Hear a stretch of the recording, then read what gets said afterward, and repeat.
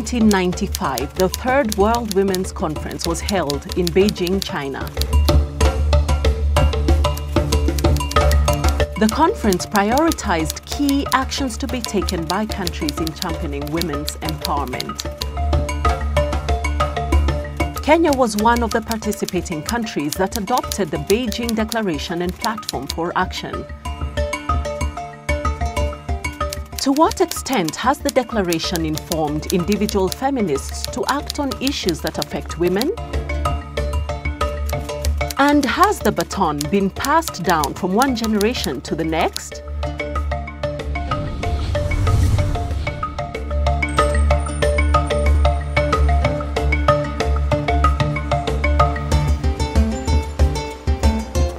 Hello, I'm Joan Birika. I'm about to meet three incredible individuals, some of the most prolific women's rights advocates of our times. We'll have an intergenerational conversation about feminist activism. Let's meet them. I used to be in Parliament. I was elected 3 times as a member of Parliament, but currently I'm carrying out some of the work that I accomplished while in Parliament. My name is Professor Julia Ojiambo. I am the Executive Director of Community Advocacy and Awareness Trust. We host the National Women's Steering Committee. The National Women's Steering Committee is a platform that brings together women's organizations and individuals that work in women's empowerment and advancement from the different areas onto a common platform to be able to articulate issues that we consider of critical concern to women. Okay, my name is Daisy Cherop Amdani. I am a Christian. My name is Dr. Njoki Ngomis. My mother's called me a gypsy because I don't practice medicine anymore, because I kind of felt that the health of people is not a thing that can be locked inside of a hospital. Right now I'm doing outreach and partnerships at an arts organization called The Nest. I have very many opinions about what being a woman means, especially in the African context.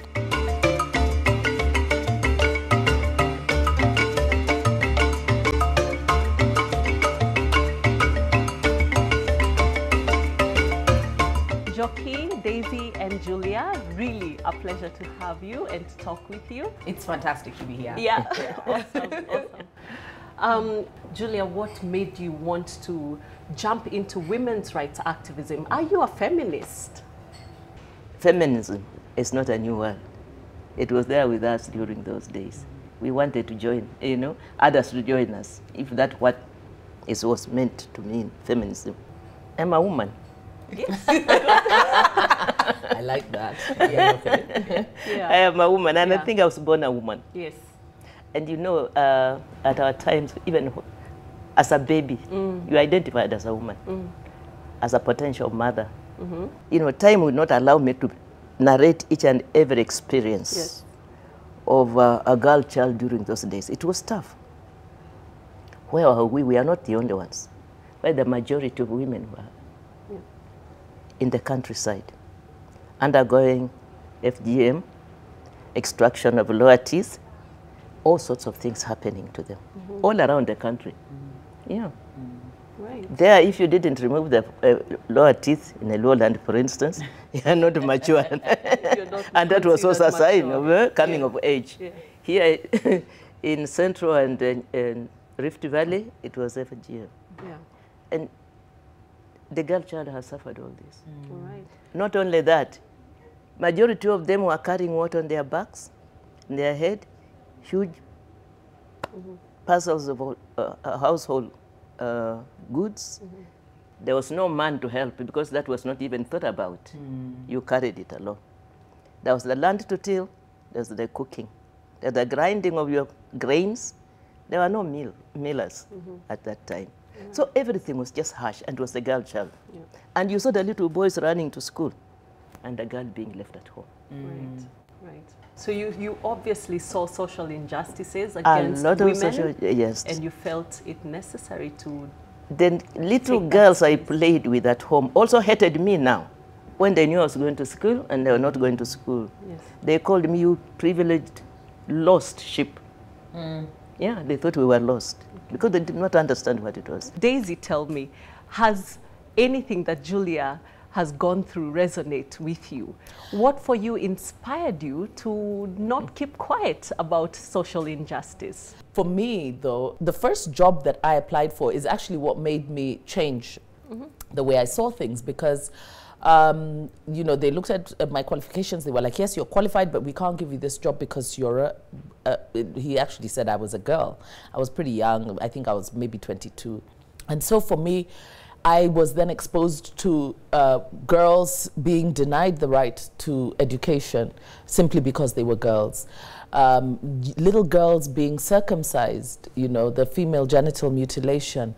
And I began to realize how important it is for us to have women who actually understand the plight of women, you know, and to highlight the plight of women and to demand that women be accorded equal status, because we are not second-class citizens. We are half of the population. And how dare our government allow these kind of things to happen? How do you just ignore the plight of people? We have leaders who are supposed to represent the issues, and nobody's representing the issues of the girl child and women, you know, as human beings, you know, because why would you allow another human being to live like this, you know?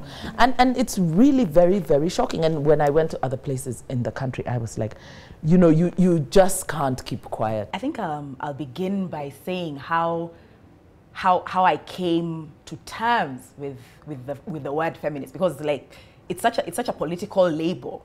Right. And so I remember when I was in second year of university, my classmates, you know, in the crazy way that classmates do, my classmates had this little paper, and I'd been voted feminist of the class. And so I remember I fought with the term feminist for a very long time. Definitely I knew I believed in the equal rights for men and women. Growing up, and my experience is a lot like Daisy's, where things in the house were never really segregated as to boys do this, girls do this. And so I realized that whether or not I embraced the term, I was a feminist, for good or for bad, you know. Right. If I was the loud woman who has come here to say that actually women should not be treated like this, that's fine. If I was the loud woman who was coming to ask why aren't men bothered by these things? You know, this idea of equality between genders cannot continue to be a gendered thing. Yeah. It can't. Like we will never get anywhere if it continues that way. Fantastic. Thank you. Julia, with the inspiration you got and having been successful in actually occupying a position of influence, what made you pick on certain things? I can assure you, it was not easy. Yes. The word woman was nowhere in any vocabulary in Kenya. And to get the government to write in their documents, woman, was like you're climbing Mount Kilimanjaro. Woman. What do people tell you? Just the word woman. What do people tell you at that point in time? In policies? Yes. You're a woman at home, and that was all. Oh, wow. Yeah. Wow. But not in leadership. And he means and not she. in, and he means everybody. Yeah. He meant everybody.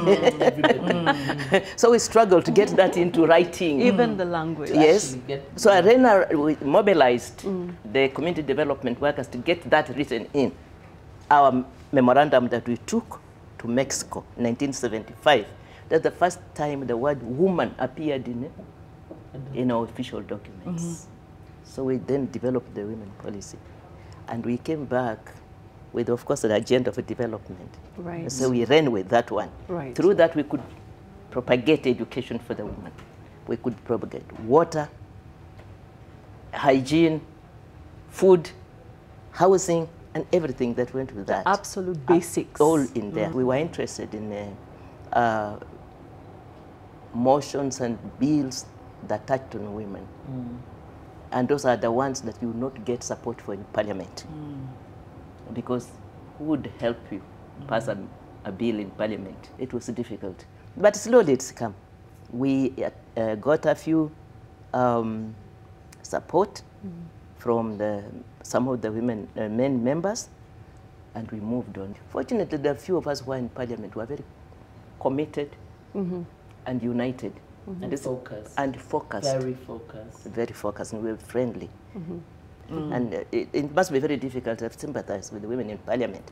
But even they should, because we are also swore to say, later on when we went to Beijing, we came back and said, we will use the word woman because now we have instituted it. At 1985 in Nairobi, we talked about advancement of women here, the forward-looking strategies. That is what took us to Beijing, and Beijing produced the plan of action based on the Nairobi forward-looking strategies. At Nairobi, we said now everything out, advancement of women, and we'll talk loudly and clear about our advancement. And that encompassed everything, all those languages, all those vocabularies, everything came in. It was now acceptable. That's a really great place, because for me, my introduction into activism was when people like Julia were in Parliament, but to see the working relationship that was there with women in academia. For me, by the time Beijing was taking place, I was still very young. Very, very young. And of course, we knew it had caused a stir because the leadership was really quite agitated. You know, the president was like, oh, these women, they have come from Beijing and they want to turn the world upside down.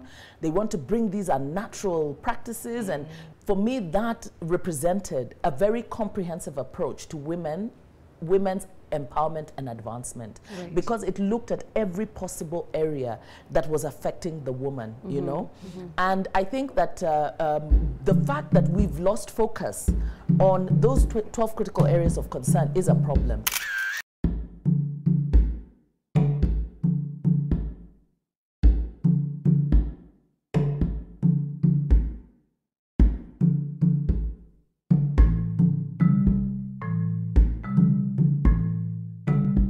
So, Njoki, what is informing your taking a certain stand on a certain issue? I think the thing that informs me is seeing what an intensely personal journey it is.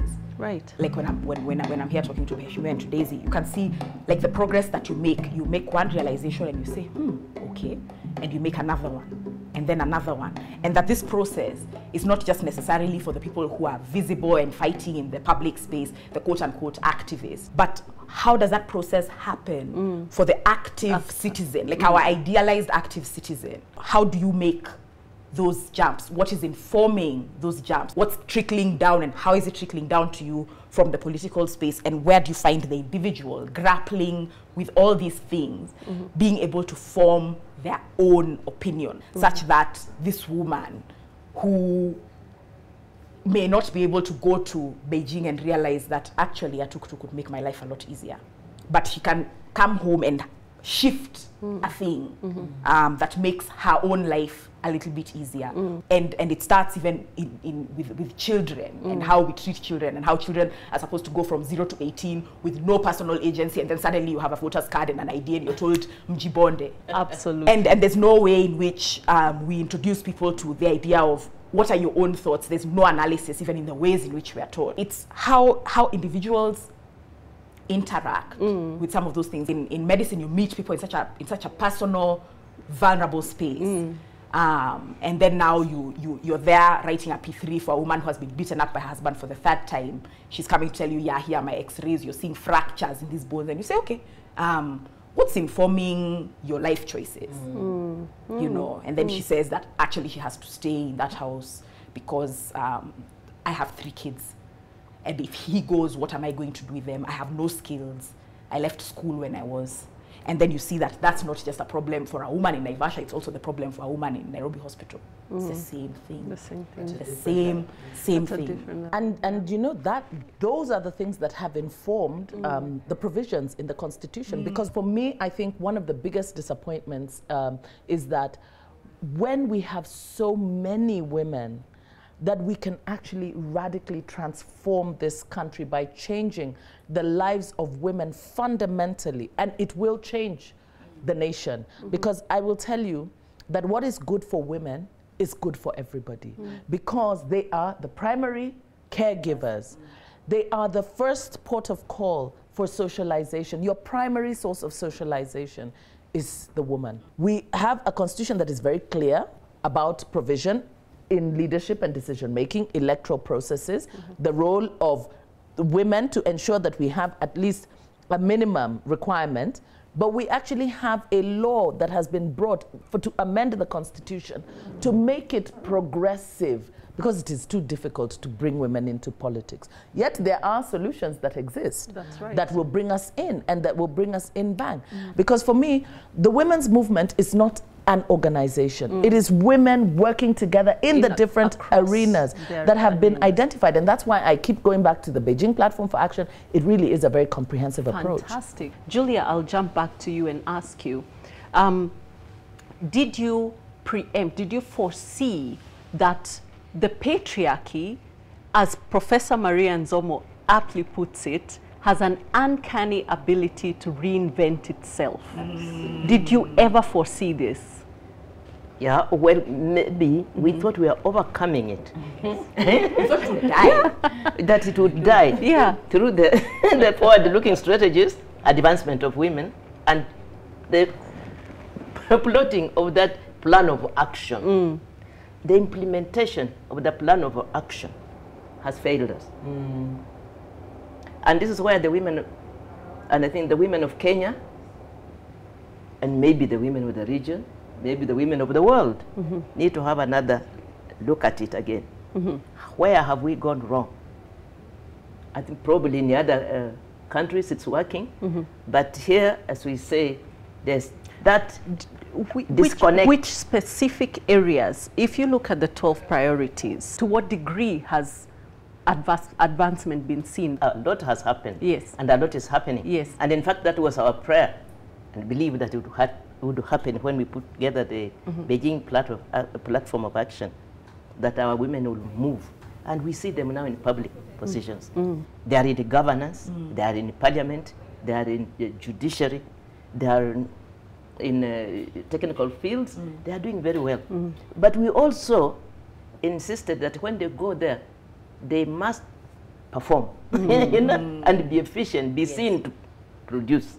And they are doing that. Women need to learn, and this is one thing I always tell the women, listen, we need to learn how to separate issues.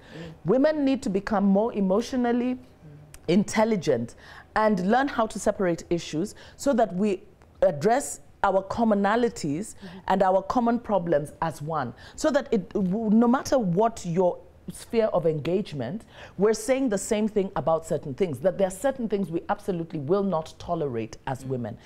It doesn't matter who I am. It doesn't matter whether I'm educated or not educated. Is then the women's movement, is a feminist movement a feminine debate? No. No, it isn't, and it cannot be. Yes, it cannot, and it should not be. What strategy or tactic would you use to challenge exactly this phenomenon that is being talked about? What would you do? You know, we still have the power. Yeah. Power to decide and design. Right. And you know, our history is very short. As a nation, we're still very young. What is even more important for us to recognize here is that it's only yesterday the women education in Kenya has come to mature. The women with the skills are still very few. That's why you still have a few women offering to go into parliament, to go into very high executive policies positions. What really, where we really need to put the focus now is to get enough of the women, as they now have acquired education, to train into skills. If it is legislative skills, enough of them, and that's very important. We have to see what the other women have done. Because today we are struggling for 2/3, meaning that the women just want a third. And this a third thing was written into our laws in 1985. It's not a new thing. So today we should be talking about 50-50. And not 2/3. That thing should be out of our thinking and debate until we start to look at that level where we can get a critical mass to question and act. And in our own numbers, like the Rwanda women, and pass a law at par. That's the level that we want to be at. And also see us as human beings.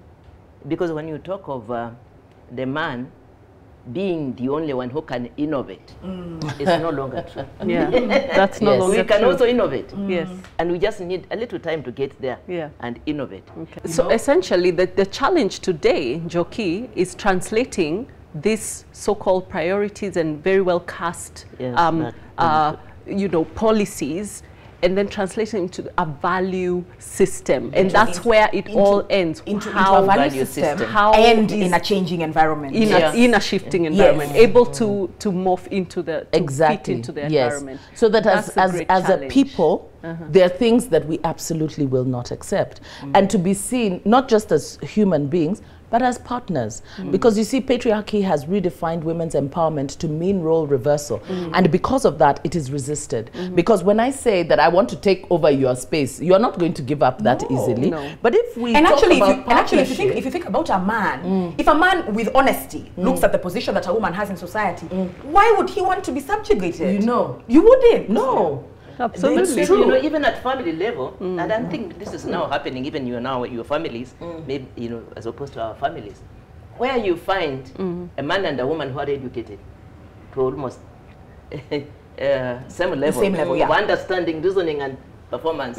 These things don't exist anymore. That's right. And I can see them slowly dying out. It's just that it's going to take a little longer, maybe not during our lifetime, but it's a I want to think. I think it should be within our lifetime. I think that one of the things that we need to be deliberate about, and when it comes to translating policy into practice within the shifting environment, is the thing of categorically amplifying voices. I should go and look for the things that Julia wrote and analyzed, and think about them and talk about them with the people that I know. Julia can now go and read. There's a fantastic journal called Brainstorm. Their first edition was Writings of Kenyan Feminism. What are the young people saying now? There's another one called The Wide Margin. What are people saying about the ways women interact in the private sphere, in the public sphere? That's one thing. The other thing that we absolutely need to mention is the area of sexuality, because a lot of times the women's movement has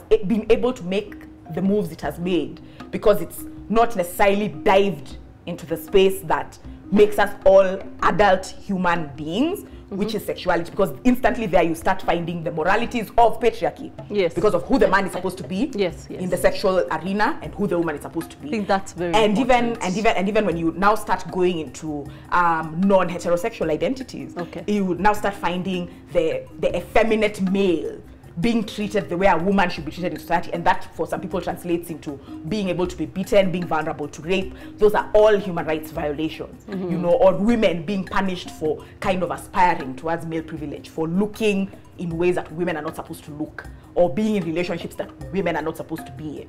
So things like that, where there are obvious overlaps and abilities for allyship between movements, I think are fundamental to the moving forward of some of these things, and to kind of breaking down those barriers that we'll be talking about that have kind of divided women for so long. You know, I'm so glad that all this is recorded, because I don't even know how we're going to pick what is more important than what.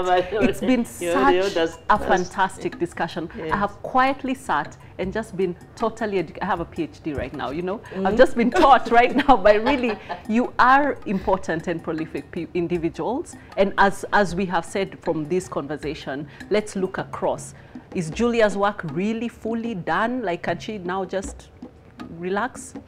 Is she really far away from it? Is Njoki, is it necessary for Njoki, for Daisy to continue to tap into some of the absolutely? This is institutional memory. It is fantastic. It is. I could not be more proud of hosting this. So thank you so very much for joining this awesome discussion. I think we will have to develop deeper into the ideas that have just been surface mentioned here. So really, thank you again. Thank you so very much. Let's have some juice. Thank you.